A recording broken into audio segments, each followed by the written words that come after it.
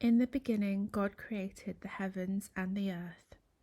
The earth was without form and void, and darkness was on the face of the deep, and the Spirit of God was hovering over the face of the waters. Then God said, "Let there be light," and there was light. And God saw the light, that it was good. And God divided the light from the darkness. God called the light day, and the darkness he called night. So the evening and the morning were the first day. Then God said, "Let there be firmament in the midst of the waters, and let it divide the waters from the waters." Thus God made the firmament, and divided the waters which were under the firmament from the waters which were above the firmament. And it was so. And God called the firmament heaven.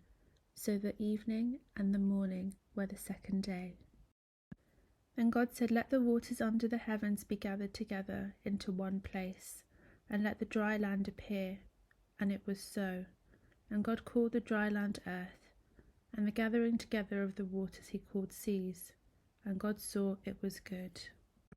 Then God said, "Let the earth bring forth grass, the herb that yields seed, and the fruit tree that yields fruit according to its kind, whose seed is in itself on the earth." And it was so. And the earth brought forth grass, the herb that yields seed according to its kind, and the tree that yields fruit, whose seed is in itself according to its kind. And God saw that it was good. So the evening and the morning were the third day.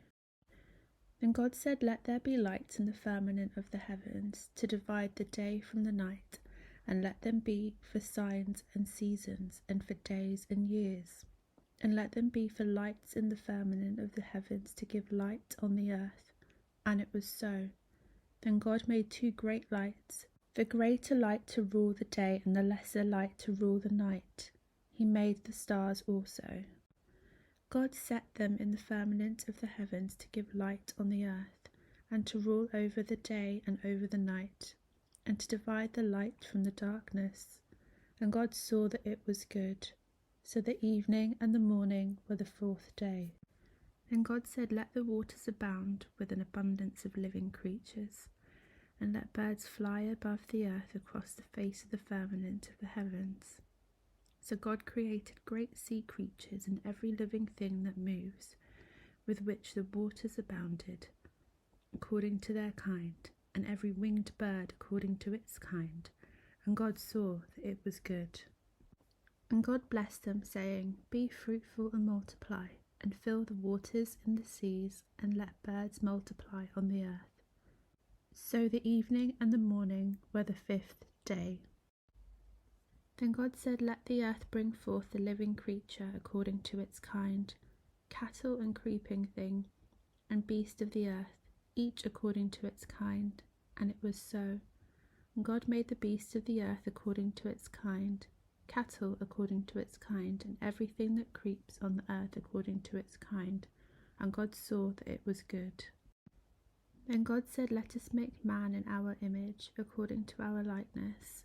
Let them have dominion over the fish of the sea, over the birds of the air, over the cattle, over all the earth, and over every creeping thing that creeps on the earth." So God created man in his own image. In the image of God he created him. Male and female he created them. Then God blessed them, and God said to them, "Be fruitful and multiply. Fill the earth and subdue it. Have dominion over the fish of the sea, over the birds of the air, and over everything that moves on the earth." And God said, "I have given you every herb that yields seed, which is on the face of all the earth, and every tree whose fruit yields seed. To you it shall be for food.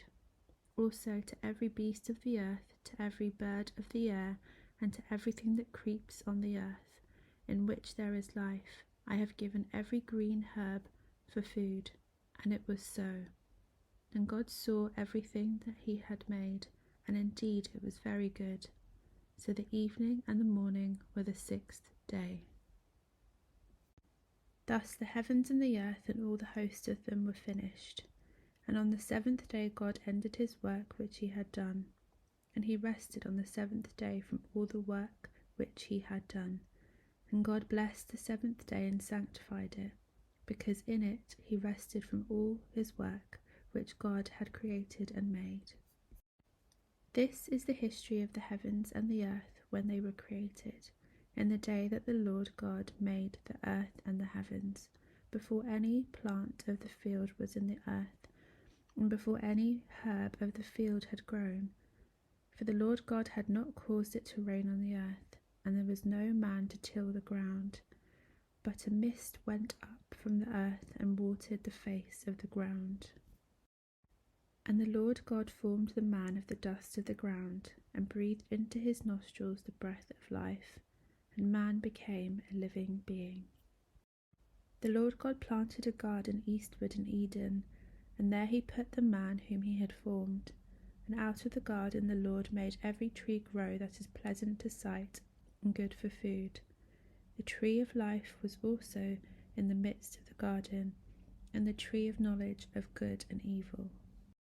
Now a river went out of Eden to water the garden, and from there it parted and became 4 riverheads. The name of the first was Pishon. It is the one which skirts the whole land of Haliva, where there is gold, and the gold of that land is good. Bdellium and the onyx stone are there. The name of the second river is Gihon. It is the one which is found around the whole land of Cush. The name of the third river is Hiddekel. It is the one which goes around the east of Assyria.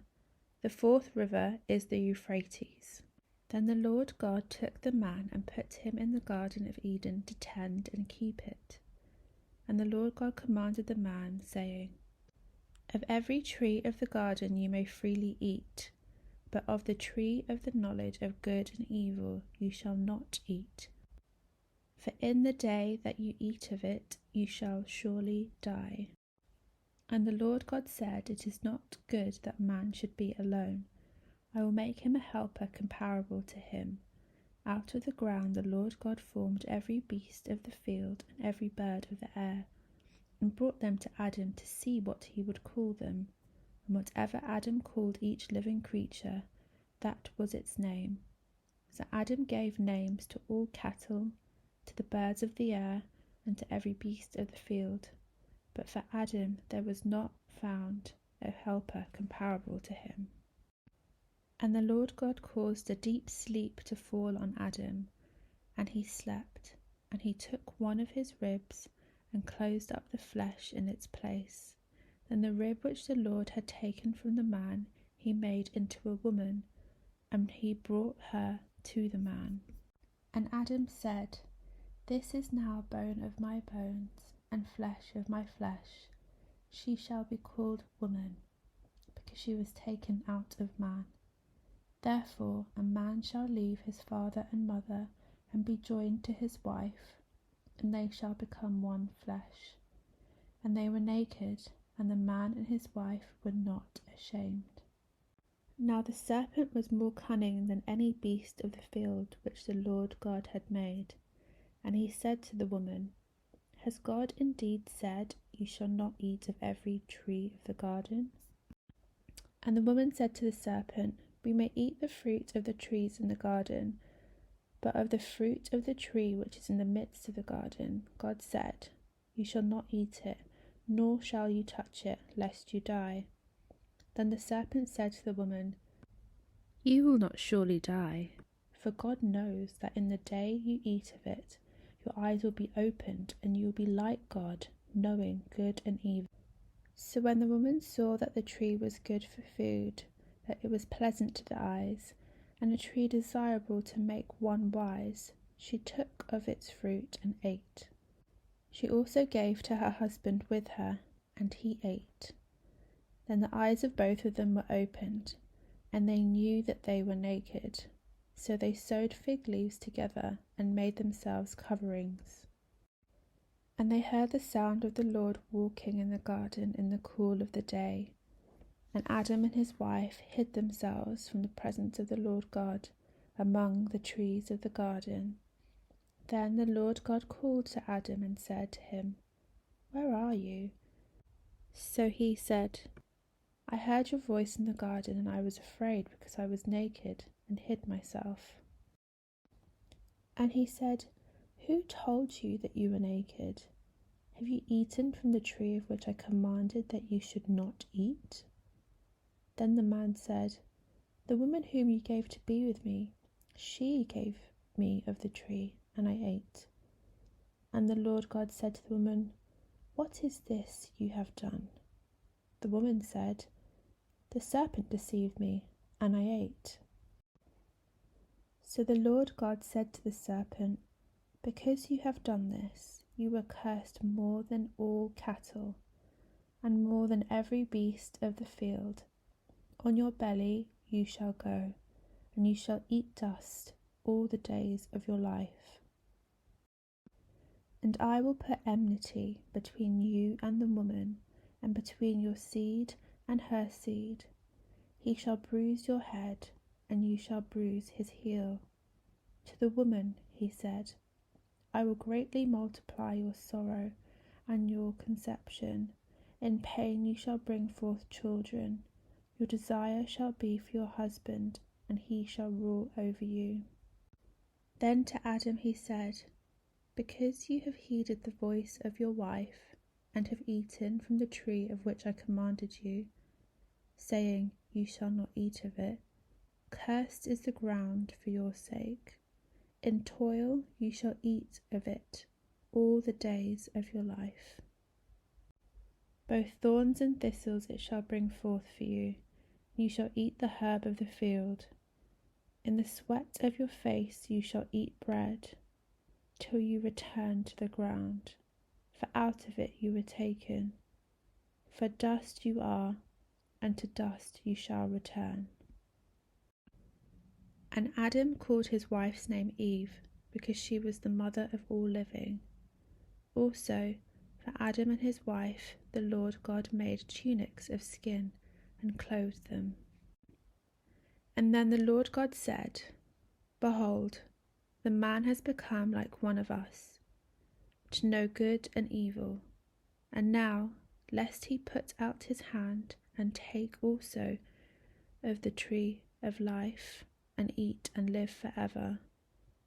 Therefore the Lord God sent him out of the Garden of Eden to till the ground from which he was taken. So he drove out the man and placed cherubim at the east of the Garden of Eden, and a flaming sword which turned every way to guard the way of the tree of life.